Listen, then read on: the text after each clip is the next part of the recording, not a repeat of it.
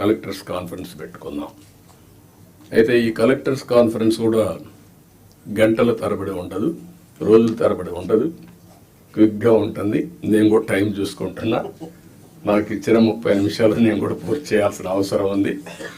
ఈ మధ్య మీరందరూ చూస్తూ ఉంటారు, నేను మీటింగ్కి వచ్చినప్పుడు అర్ధ గంట 45 నిమిషాలు 1 అవర్, మ్యాక్సిమం పెద్ద మీటింగ్ ఉంటే 1.5 అవర్.